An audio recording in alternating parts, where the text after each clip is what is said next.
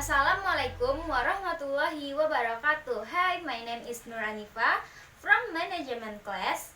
In this video, I want to explain about which one is a relative clause of time and adverbial clause of time.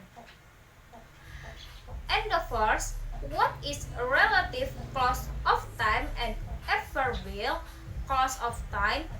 Relative clauses of time refer to a time, date, or moment.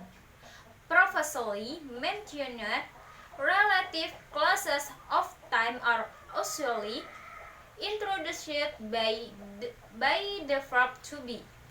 Adverb clause of time show when something happens.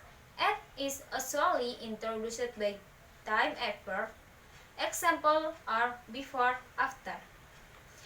And the first, then giving is a day when Americans not celebrate the harvest. I think is a relative clause of time because it's the moment about the day celebrate and introduced by to be. And then February 14 is the day when people give cards to the ones they love. I think is a relative clause of time too because this sentence as the verb are to be. And then New Year's Eve is a night when I have one with my friends. I think is a relative clause of time because this sentence as the verb are to be. And then when people get married in Japan, they something have the ceremony at a shrine. I think this sentence is a relative clause of time because the sentence as the verb are to be. And then after the food is served, the guest give space or sing song.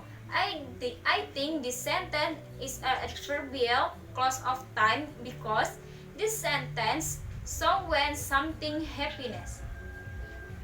And the last, before the guests leave, the bride and groom give them present. I think the sentence is an adverbial clause of time because this sentence shows when something happens and introduced by time adverb. Okay, that's all from me. I apologize of there are many mistakes in this video. Thanks for listening. See you. Goodbye. Assalamualaikum